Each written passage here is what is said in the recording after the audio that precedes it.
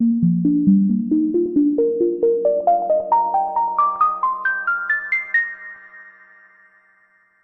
morning. Welcome to the May 20th edition of our PBIS Leaders Network. We're really excited that you guys are with us today. We're going to be talking about some updates to start, and then we're going to be talking about some MTSS and specifically literacy connections to the MTSS or PBIS framework. So we're really excited about that. We have members of our PBIS team with us today, as well as our literacy team. So we're really excited for that. Annette, you can go ahead and advance for us. So we do have a bit.ly. If someone from our team could go ahead and put that in the chat box, that would be great. You can follow along with today's presentation with this particular bit.ly. There are some embedded links in there, so you may want the actual presentation to be able to access those links from. So here is our agenda for this morning. The first thing, I'm going to be giving you guys a few updates.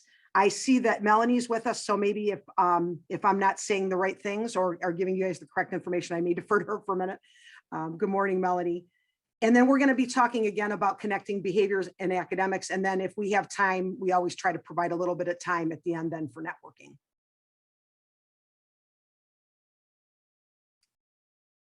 So as we begin, if you joined us last month, you saw this matrix. We would like to remind you guys about your self-care expectations. This has been a very challenging year. And we would like to remind you that if you need to take a break, if you need to be aware of your stress level, if you're feeling emotional, as I was before folks got on the call, good, happy emotions though, make sure that you're aware of that and you're naming those. And make sure that you're aware of if you're feeling stressed. So we want to make sure that you are being engaged, safe, and respectful, but make sure that you're taking care of yourself this morning. So let's start with updates, since we can probably run through those relatively quickly. And I do have some notes in front of me, so I'm going to apologize in advance if I read a few things to you, but I want to make sure I get it right. I don't want to misspeak. So I may have to read a couple of things to you as far as the updates are concerned. So the first thing that we're going to start with is something that we have been talking about, and that is the revision of the Ohio Revised Code, which is the implementation of PBIS and restraint and seclusion. Right now it is in that organization called JCAR, who puts like the finishing touches on that legislation as far as the revision is concerned. But the expectation is that the revisions will be completed by mid-June. And really what is being outlined is PD in that new rule. And specifically every 3 years, PD needs to be conducted for PBIS. There are no required hours, however. It's just going to give you some suggestions as far as what should be included or what is required to be included in that professional development. The department interprets this too as affecting all schools, including early learning. So we know we've been kind of talking about that as the legislation is getting old and they've now revamped it. And so I will just ask Melanie if there's anything else as far as updates as far as the Ohio Revised Code is concerned. I think you pretty much hit all of it. It does include the specificity around the components around PBIS. So if you're implementing PBIS and those structures, then you're going to hit all the components. Thanks, Melanie. You're welcome. Another update, if you have not heard, I know it's come across some of our newsletters and updates from ODE, is the restraint and seclusion reporting window. It will open on June 7th and it will close on August 6th. So make sure that you are make sure somebody in the district is filling out that survey. Usually that's done through a survey format. We don't typically get to see that, the side that the schools get to see or the districts get to see, but that'll be coming and you'll want to make sure that you have your information to be able to report that. The other thing that was mentioned at the last PBIS network meeting that I attended is, for those of you on the call that have anything to do with special education or you're the director, in the past with restraint and seclusion, it used to be the case that families, parents could file complaints if they felt that their child's rights were violated as far as restraint and seclusion was concerned. But typically those were only for students with disabilities. And I am hearing now that, and I'm not sure if it's totally connected to the new Ohio Revised Code, but that the ability to be able to file a complaint is not going to be limited to just students with disabilities. As far as restraint and seclusion is concerned, it's going to be for all kids. So that is also coming down the pike. And I don't have any other information about that, but it was mentioned at our network meeting that, it used to be the fact that to file a complaint, a student had to have a disability and had to be on an IEP. As far as restraint and seclusion is concerned, that looks like it's going to be changing. So just be aware of that. And as we get further information about that, we will be happy to share. And that you can go ahead to the next slide. If you have not seen, they've already sent the date for the showcase, the OLAC PBIS Showcase. So mark your calendars for December 9th. Right now, I'm not sure if it will be virtual or if it will be in person. We're starting to see more things open up and be in person, but we do know that it will be occurring on December 9th. It will probably be the topics and the structure, I would imagine, would be similar to what we had this year, but we're not quite sure yet. We're going to be waiting on further details as we get them. So if you enjoy hearing all the teams present, I would make sure that you mark your calendar for that. The other thing that I wanted to draw your attention to is really kind of interesting, and it probably will not come as a shock to any of the teams this morning. And that is, we are anticipating, and this is nationwide, we are anticipating students in need of additional Tier 2 supports next year as a direct result of the pandemic. And I'm sure, again, nobody is surprised to hear that. We have folks at our state level that is working with folks from other states to anticipate what those needs are going to be. And they are working on some guidance and some support regarding additional Tier 2 needs that schools are going to have. There is going to be some funding coming through the American Rescue Plan. And at our state level, our person, who is Deborah Turner, is working with other states to provide some of that guidance as far as how to support students either using those funds or other supports for students in need of additional Tier 2 supports.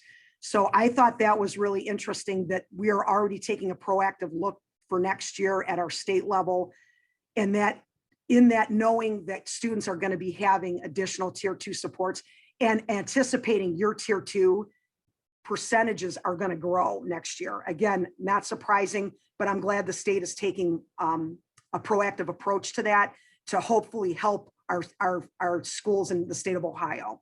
So that's all the information I have on that. And as I get more information, of course, that will be forthcoming. And then finally on the slide, there is a new House bill. It's House Bill 123. It is the Save Students Act. And that is that really includes things like threat assessment approval, a health curriculum, getting an anonymous reporting system within schools. I know a lot of our schools use those. Also, evidence-based suicide awareness and violence prevention programming is in that act. School safety and climate is in that act, and emergency management plans. So that you should have seen some of that come through your email as far as ODE updates were concerned, but wanted to draw your attention that that is also a new piece of legislation that is coming down, that has come down the pike. So just kind of be aware that that's going to be impacting your safety plans, probably your crisis plans, anything that you're doing with suicide prevention and threat assessment. I would assume that means like ALICE trainings and things like that. So that's also something else coming down the pike. The last update we wanted to share with you this morning is going to be a change that's happening with the PBIS apps website. For those of you that do use PBIS apps, either for SWIS and or for PBIS assessment and doing surveys, TFI, SAS, they are changing the website. They're going to be updated versions of descriptions. There's going to be a better search feature. The search feature right now is not really great. I've used it. Filters to explore publications and videos. They're going to make sure they have new content, which they've been doing a pretty good job with lately.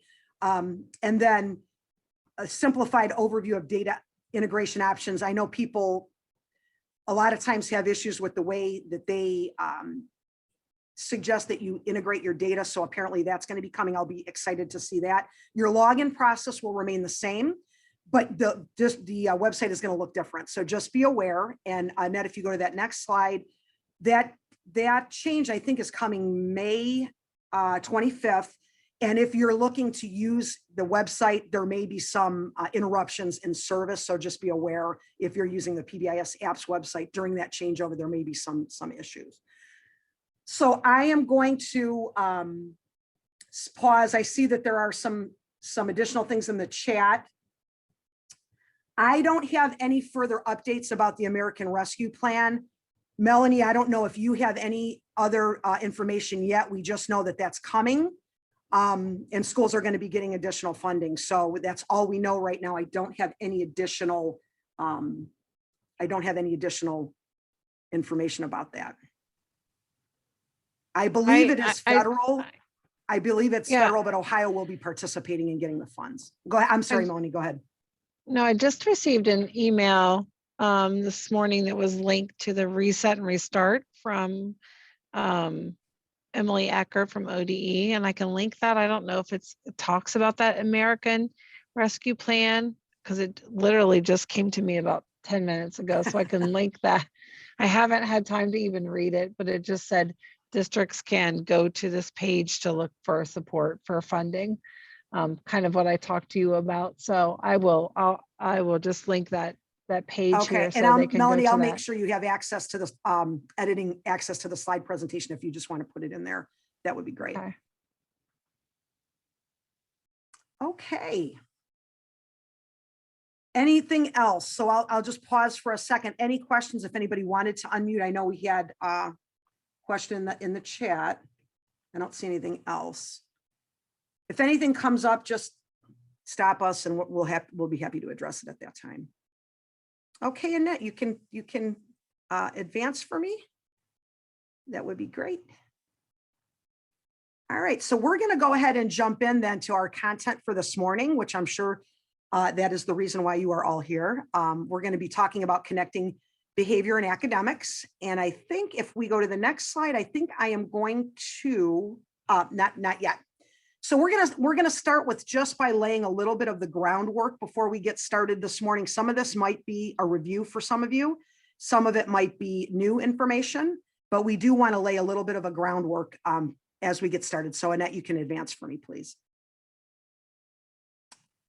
Oh, so that's what I thought. We're going to turn it to Chris. For some reason, I thought those other slides were there. I apologize. So we are going to start actually with an activity this morning to get us warmed up, and I'm going to throw it over to Chris Farrell. She works with literacy with our team, but also she works with school improvement mainly, and she's going to walk us through an activity this morning. Thanks, Chris.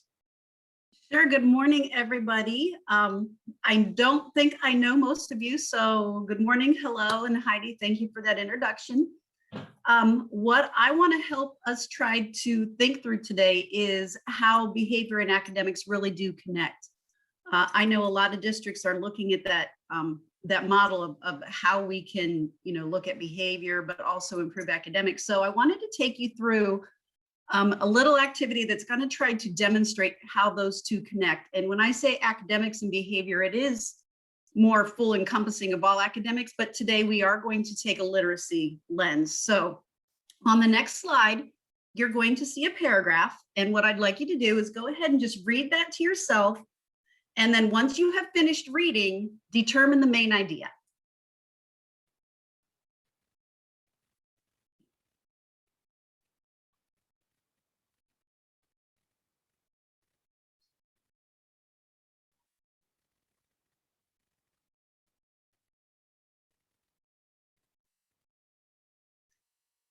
Now, I don't know how you're doing with finding the main idea. And as a teacher in the classroom, one of the scaffolds that we might use would be to go ahead and read it aloud. So let me do that scaffold and read aloud for you. And it says, much depended on the two overnight batsmen, but this duo perished either side of lunch, the latter a little unfortunate to be adjudged leg before, and with Andrew Simmons too, being shown the dreaded finger off an inside edge, the inevitable beckoned, bar the pyrotechnics of Michael Clark and the ninth wicket. So I'm curious if that read aloud helped you find the main idea. So Annette, if you'll go to the next slide for me, please. The idea here is what is the main idea of what we're trying to do through this activity? So how are you feeling right now? If I had asked you to determine the main idea and throw it in the chat, how would you do? You know, would you feel comfortable with that? And think about, as a participant, as an adult participant in learning, what do you do when you're learning something new that's hard or that you don't understand? And so while you're considering how you react, let me tell you what I thought about when I read this. I was thinking about Zaretta Hammond. I don't know if any of you have read her book, Culturally Responsive Teaching in the Brain. And she took that idea of the amygdala and that lizard brain, and she calls it an amygdala hijack. And it's what happens when our brain doesn't feel safe. And in her book, she defines the amygdala hijack as the process when the amygdala is in an active state of stress, fear, or anxiety.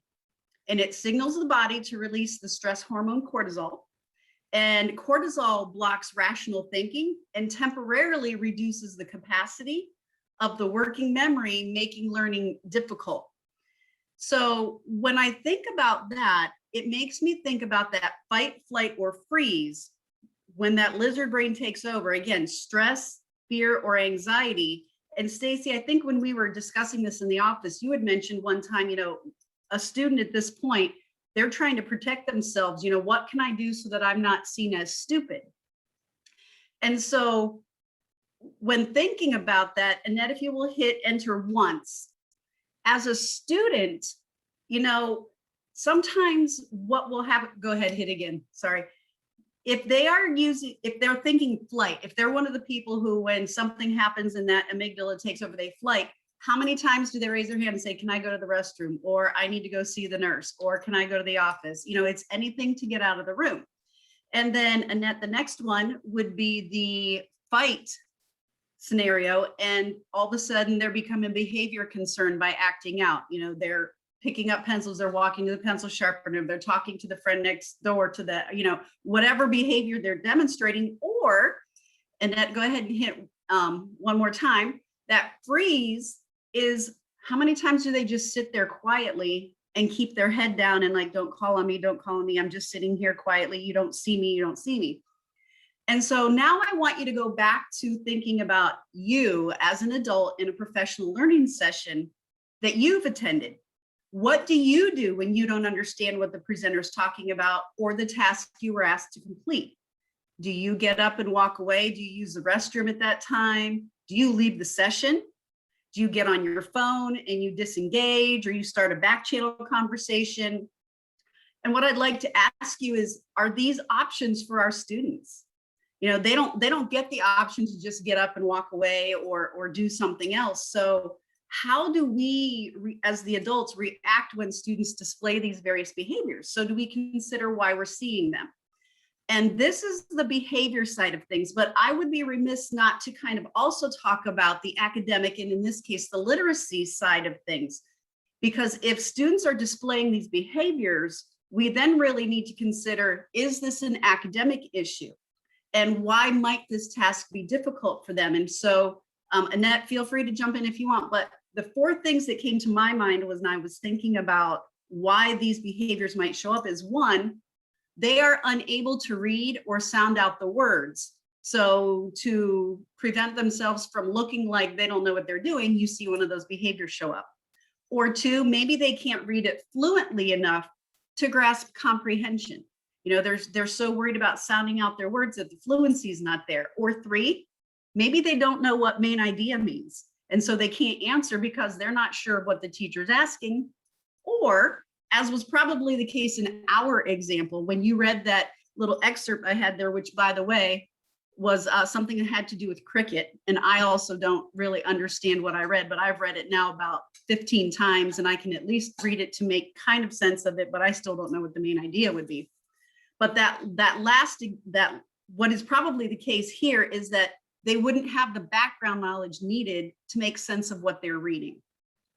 So that's truly the connection between behavior and academics, is we're seeing these behaviors come out, but is it as a result of something we can do on the academic side to either engage or front load information or know what barriers might be there so we can address it up front. So I think that's about it for those 3 slides. I will pause there, see if anybody had any other questions, or Heidi or Annette or anyone else on our team, if you wanted to add anything to it.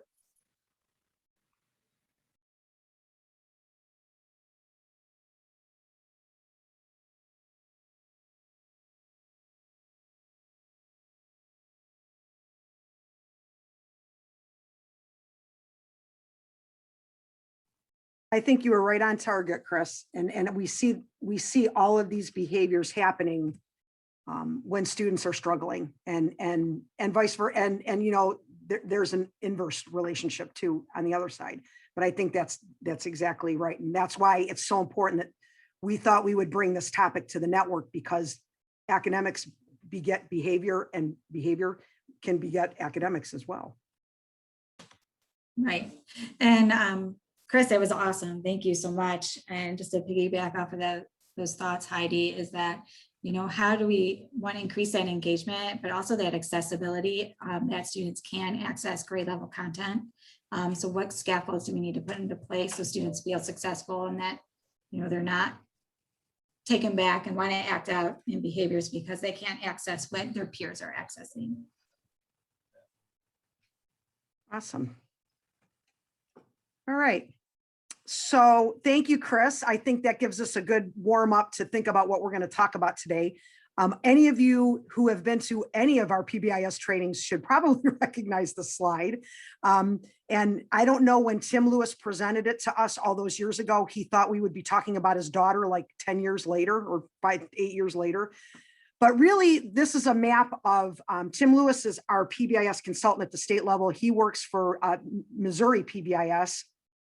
And he, to try to think about the MTSS framework, he basically mapped his daughter, and knowing about what she was really very proficient at, which would be at the bottom of the triangle there, being an equestrian and winning awards and being a good reader.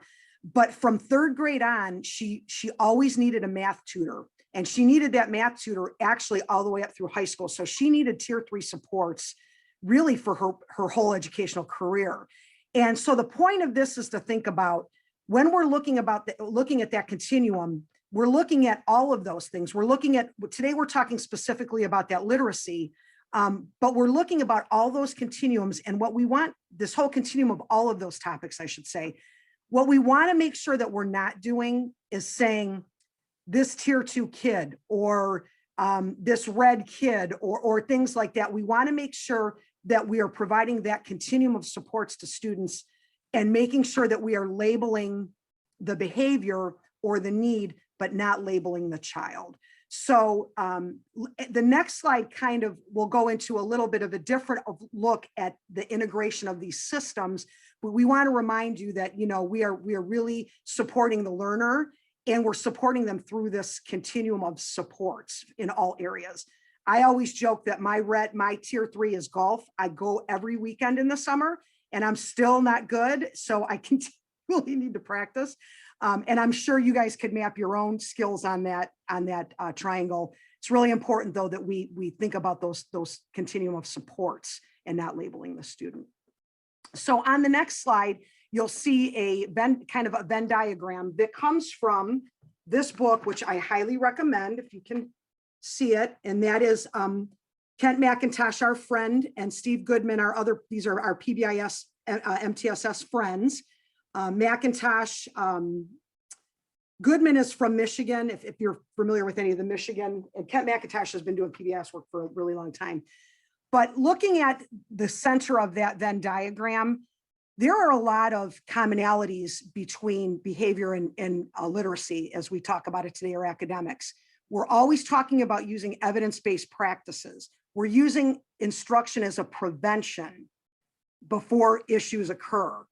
Whatever you're doing, we know we have that tiered continuum of supports, whether that be PBIS or RTI. Screening, and again, that early intervention is important. We are using data-based decision-making in a problem-solving model. And we're really looking at embedding this as a regular practice in our everyday practice in schools. So I think even though on the either side of that Venn diagram, we see some differences, there are a lot of commonalities within integrating both of these systems. And I think if you have that good teaming structure, it's easy to kind of fold in and out of both academics and behavior. And Nat, any other thoughts on that? I know we're going to get into the specifics in a minute, but I just wanted to give you an opportunity to address that if you wanted to. Yeah, thank you. We'll be making connections to this diagram in the coming slides. And Heidi, I just wanted to pull out or point out the second bullet in the common area, instruction as prevention.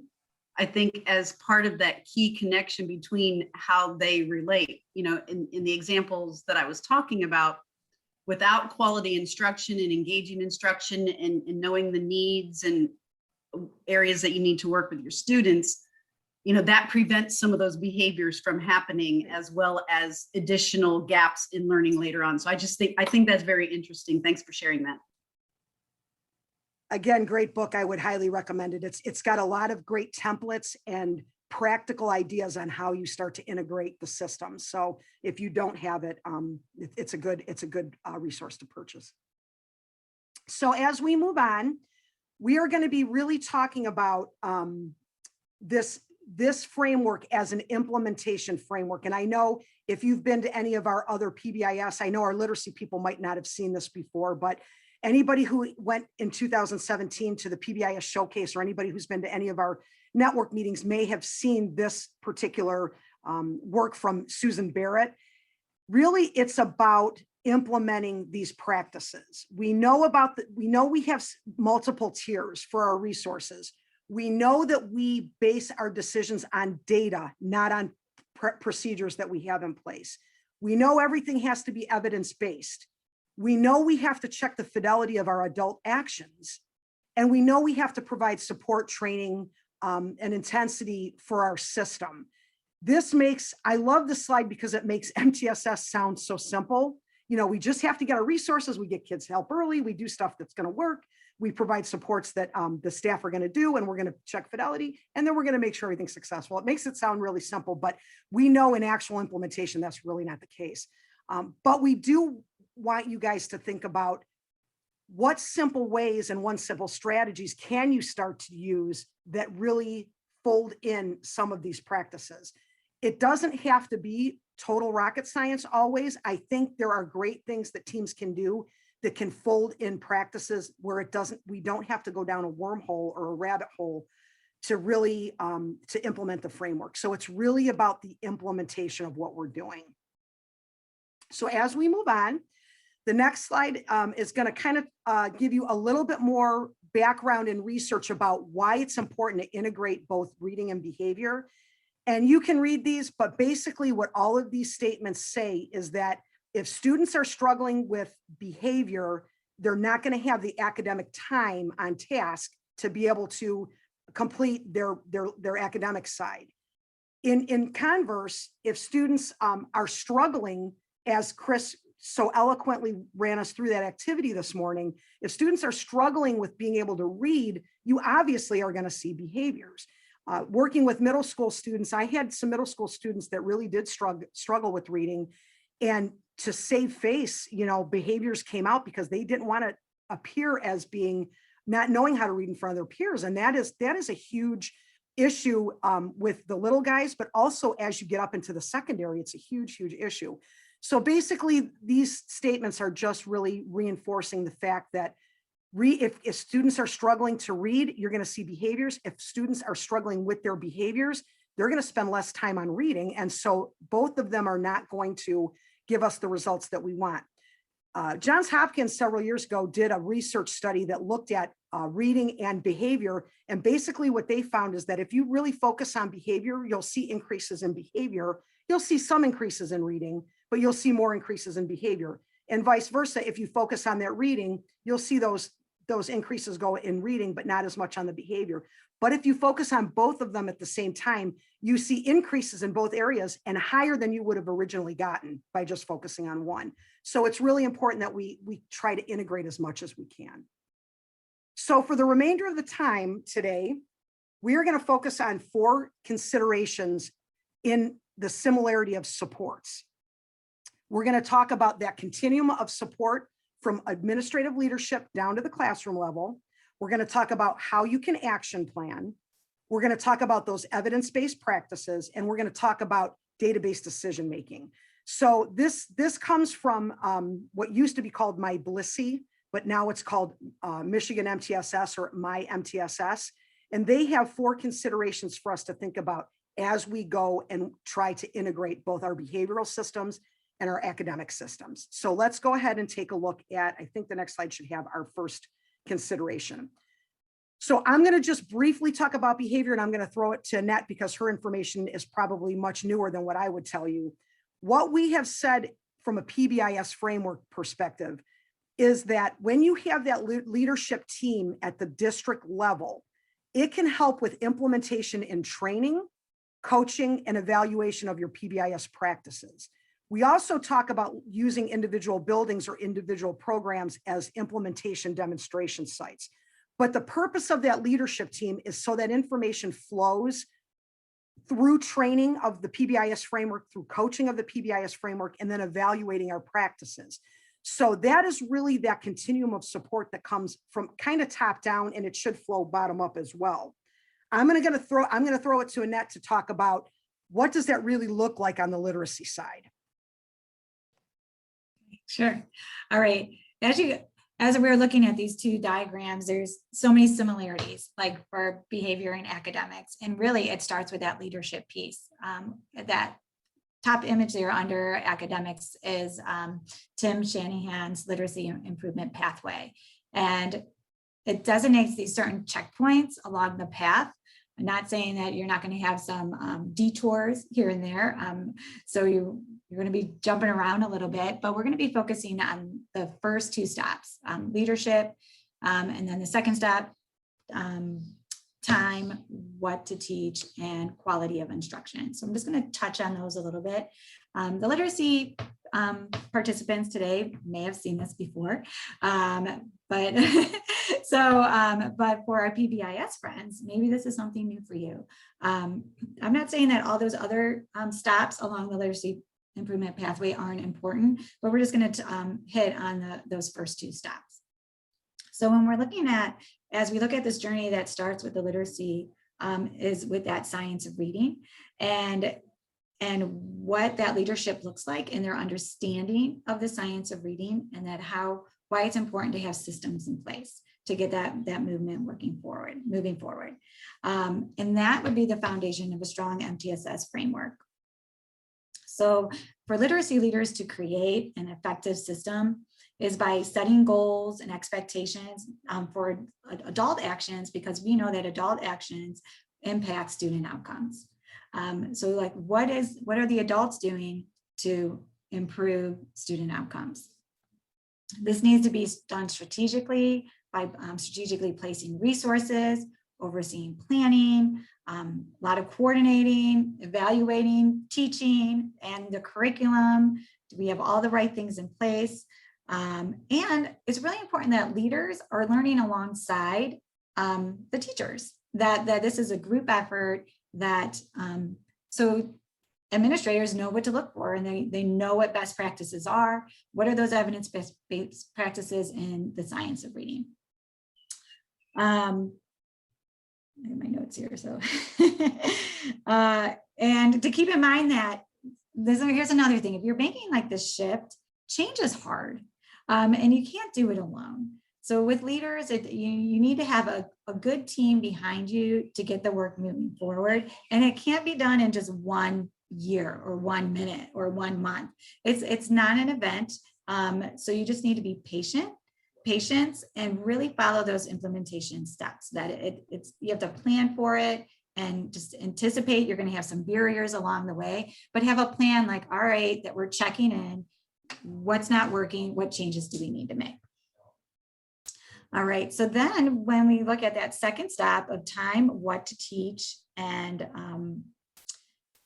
quality of instruction, these are like 3 aspects of experience. So this is a great place for leadership to start, is by like time. What does the literacy blocks look like in your building? Right. How many minutes are devoted to that? So when are interventions taking place? Are we sure that students aren't pulled out of tier 1 instruction? Because when we're looking at the tiers of support, every student gets tier 1. And then if they need more supports, we build on to it. It's not in place of, it's added to. So that takes a lot of effort, but with a team, you can create a great schedule where that can happen. And just really investing in the strengths of your teachers and who can support the students with the most needs. Okay, so then the next aspect would be like what to teach. And what does that look like across the language literacy continuum, from emergent literacy to early literacy to conventional and to adolescent literacy, based on the simple view of reading model. I'm going to take that into consideration. And the third aspect would be the quality of instruction. Is the instruction provided explicit, systematic, and sequential? Are there multiple opportunities for students to practice, what has been taught? That I do, we do, you do approach. And what does the instruction look like at all the tiers? So, are they aligned from tiers 1, 2, and 3? So at this point, I'm not going to go into details about the other steps along the literacy pathway, although they do play a key role in the literacy development. But what we're going to do now is take at the bottom there, you can see that the MTS components are based on data systems, and practices. So keeping that in mind and aligning it, like what's happening with behavior, with data, systems, and practices as well. So how we can bring those worlds together and work smarter and not harder. And I think for those that have seen that graphic from PBIS, it's got the data, the systems, data, and practices all in interlocking circles. I think that's a graphic that many people have seen who do PBIS work. Mm-hmm. All right, so looking at our next consideration, and that is that action planning. So on the PBIS side, you guys are probably familiar with doing the tiered, especially this time of year, we're doing a lot of tiered fidelity inventory to see our implementation for tiers 1, 2, and 3. There is a new tool that is being piloted in Ohio right now called the District Systems Fidelity Inventory. And that's kind of like a TFI at the district level. But the important thing here to think about on the PBIS side is that we look at these tools and then we look at where we're strong and where we might need some growth. And then we do some action planning based on it. Some of you have used the actual action planning template that's built right to the TFI. And that really helps with your action planning because you kind of can check off all of those elements within the TFI. But for those of you who are unaware, there is a reading companion to the TFI, and it's called the R Reading TFI. So Annette, talk to us a little bit about how that works and how that actually helps teams action plan for their literacy development. Sure, yeah. So we want to be thinking like, how does a school or district know where to start? And as we know, we collect data, right? But not only do we need to collect data, but we need to know what to do with it. So we need to find out like, what do we know? What are we good at? And where are the opportunities to grow? And by using this reading tier fidelity inventory is a good place to start. It's broken up into 4 subscales where they're looking at teams, implementation, resources, and evaluation. There's one at the elementary level and another one at the secondary level. So you would have a group of like your team lead, or maybe your building leadership team that would sit down and participate in completing this tier fidelity inventory. And it's on a scale of 0, 1, and 2. And underneath there's criteria to meet that item, item's requirements. And there's a lot of them. So this would be, there's tiers 1, tiers 2, and tiers 3. So it would take quite a amount of time to get this completed, but it's only done once a year, just like the TFI. You do it once a year to get a temperature check, like how is your literacy plan going? Or maybe you don't have a literacy plan yet, and you're like, where do we start? Doing one of these is a good place to start, okay, to help you develop your reading plan. So after you do a RTFI, that's done at the building level. Okay, so you would have a building literacy plan. With that, so once you have that data, you'll find out where your strengths are, where your opportunities to grow, or where you can improve. But as you go through the items, you can find out just by making some small changes. And I like to start with the teams part, because we just talked about that leadership piece. Those go really hand in hand, that if systems are in place and you make some tweaks, a lot of those other implementation and resources and evaluation items, those scores lift up because you've made those changes in teams. But how do you do that? You need to have a plan. So this is just an example of a template you can use as an action plan by stating a goal. What evidence-based practice are you going to use to improve maybe academics and vocabulary, so like what professional development do teachers need? What resources do we need? What kind of look-fors do you have, like the walkthrough forms?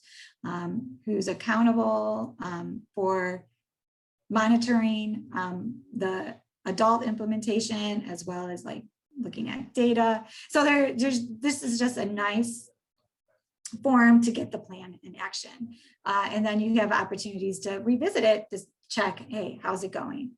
Do we need to make any changes, or are we on track? So these are just a couple of tools to help you get started with the academic side, or the literacy side, or a literacy plan. And Annette, I think if folks are used to doing the TFI on the behavior side, this is a nice transition. It's an easier transition because the tools are set up very similarly. Not exactly, it's not an exact match, I have to say, no. But they're set up very similarly. As far as the reports, the one thing that the behavior does not have is that resources. When our data's in graph form, it will evaluate teams, implementation, and evaluation. We don't have the resources on the behavior side, but the setup of the tool is similar. The team questions are similar. It's all it's not exact, but it's very similar. So I think if you're used to using the TFI, it might be nice to start looking at that other side to really start to fold in some of those practices. And I think your point is well taken, Annette, that you look at that and then you pick a few areas. I mean, it can be overwhelming. I know that our TFI is overwhelming. And for those of us who have done the TFI and now the DSFI, those tools are very overwhelming at first. But if you kind of chip away at those, I think, things can happen and you can make progress for sure. So I'll pause. We've been talking at you for a little while. Any questions, comments? I don't see anything in the chat before we move on to the next two considerations. I'm just going to give time to process and time to think. You can unmute or pop something in the chat if anybody has a question or comment.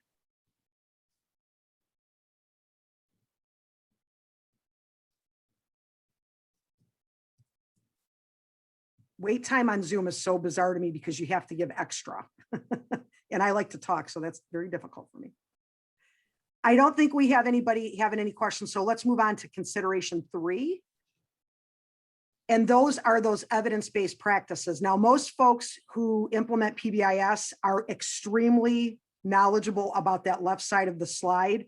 We know that those are those practices that we build in our PBIS framework. And we would say those are those evidence-based practices. We want to make sure all of those are happening. So I'm not going to spend time on behavior because you guys know and live that, I think.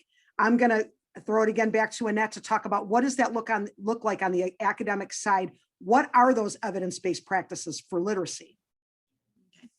Yeah, I just want to chime in. I know we just talked about that RTFI previously. We do have recordings on how to administer the RTFI on our website.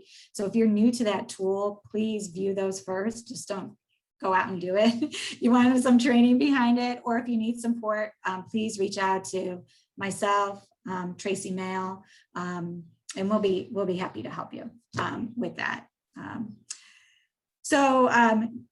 Now, evidence-based practices. All right, so with academics, with evidence-based practices, we want to make sure that all instruction is explicit, systematic, and sequential, and for all students. So we really want to be looking at, is it supported by the science of reading?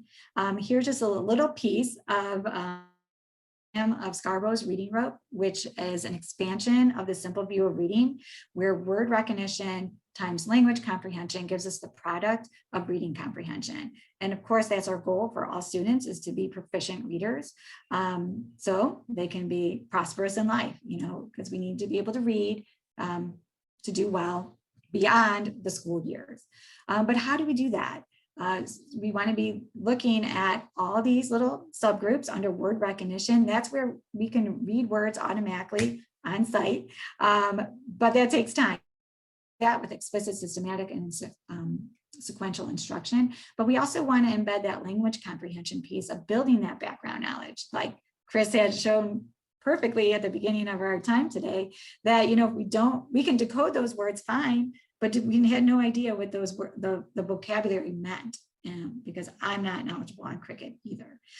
So building that vocabulary and just thinking about language structures based on different genres, being able to reason, like cause and effect, and then also there's that literacy knowledge. So this is, there's lots of ropes that are, hence it's called Scarborough's reading rope. There's lots of ropes intertwined to become a proficient reader. But in order to do that, we need to be using evidence-based practices to make that happen. So that's what I want to say about it.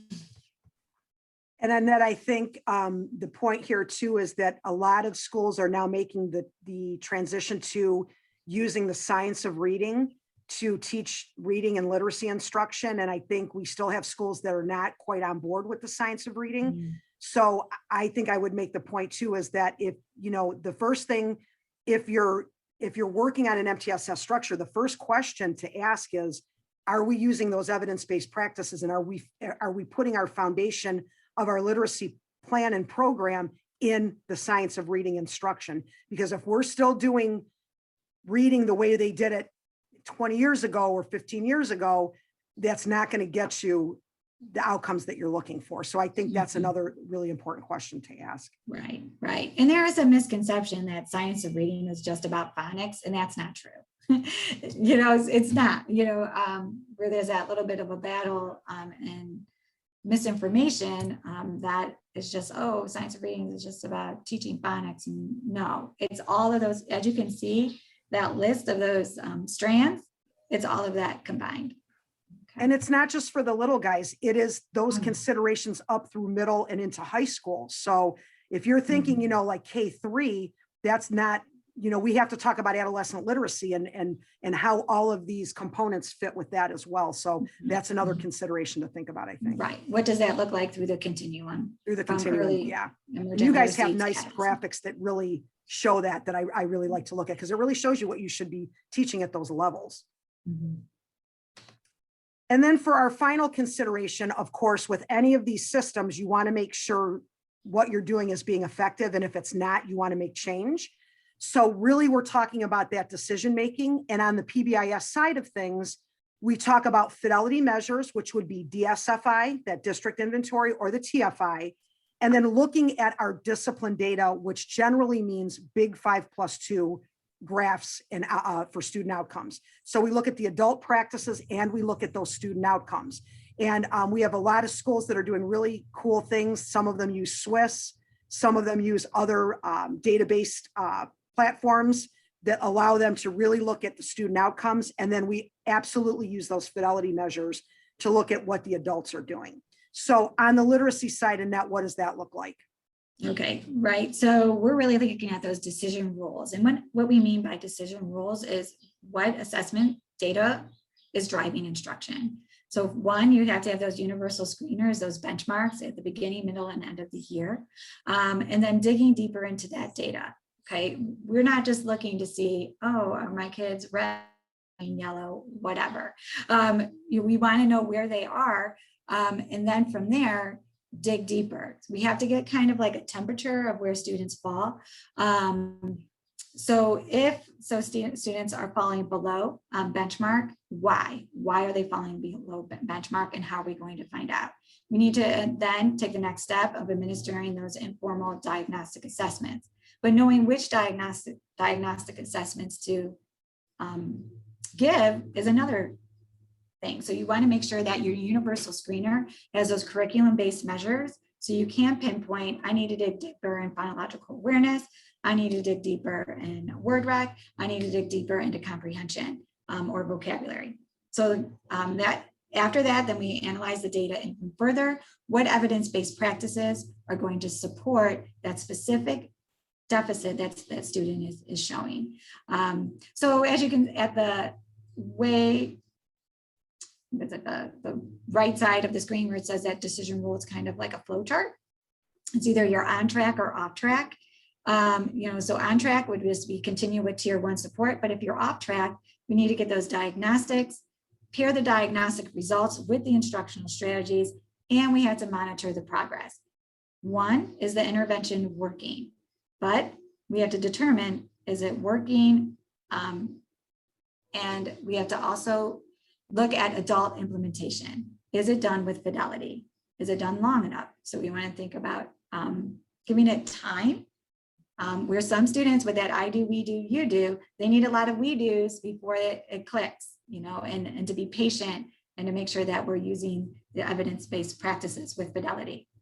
And even when we're just thinking about fidelity, is like, are the assessments given with fidelity?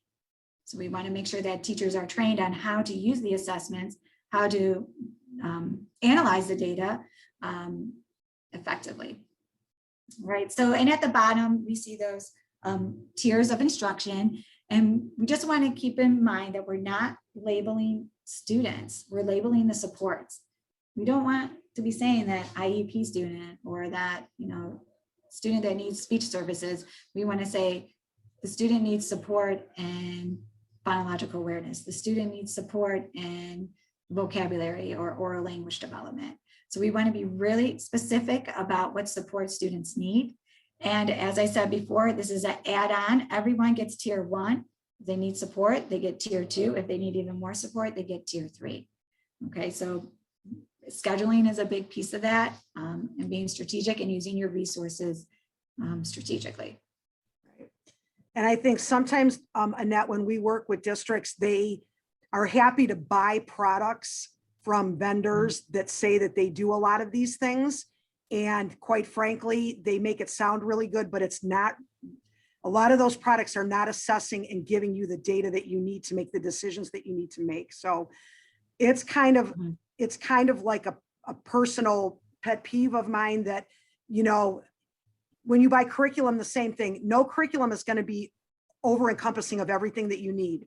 And there is no data system or assessment system that is going to do that for you. So you have to be very strategic about what you purchase and about how you use it and about what you need to supplement if it doesn't give you what you need. So I think really making sure that all of these things are integrated with the science of reading and that they are covering those areas that you need the data for, I think is really, really important. And I know this was not, these 4 considerations as we kind of start to wrap up our time this morning, this was not a deep dive by any means, but we really wanted to give you guys some thoughts about, here are some considerations to start thinking about integrating systems, because what we're seeing happening is we have people that have PBIS teams, they have IAT teams, they have RTI teams, and really it's always a lot of times it's the same or many of the same people on those teams, and we are, killing folks with all these team meetings that we're doing. What makes sense and what would be an easy way to start layering in either on the PBIS side, which is kind of what we would think today since we have mostly PBIS folks on the call, but how can we start to integrate some of those, the other side of that triangle in there so that we're working smarter and not harder. My team can tell you the last thing I want to do is go to a meeting I don't need to go to. That is my hugest pet peeve. So if we can start to integrate some of these practices, and maybe that's through the data. I know Tracy always says that, start to look at the integration through the data side. I think that's really, really wise. And I highly encourage that book, that the McIntosh Goodman book is a good place to kind of start. So as we go through the next slide, I don't know if there's anything other information that we need to give folks this morning. I know you can go on to the next. We had actually dates set up for our networking meetings next year. And then we got an email from ODE that actually conflicts with every date that we chose. So we have to redo our dates. We were going to give you those dates today, but I don't want to give them to you because we're going to have to reschedule our dates for next year. But we are going to remain virtual next year. This, I think, worked out pretty well. We had good reception. We had good attendance this year. So I think we're going to continue the virtual. And you will be receiving an email that has an evaluation for all of our meetings this year. We're going to just send you one. We would ask that you take a couple minutes to give us some feedback on the network this year. And that should be coming sometime after today's meeting, but do the evaluation based on all of our meetings this year, if they met your needs, if they didn't meet your needs.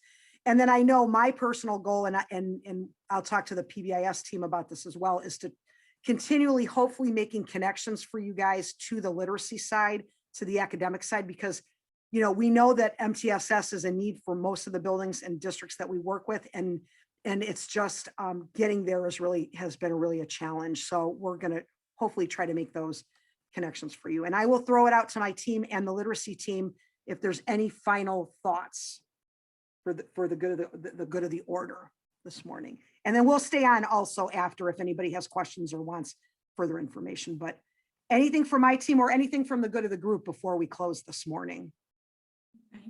Right. I just want to shout out, well, thank you for your time today, of course, and listening to this information as we start to make these connections with PBIS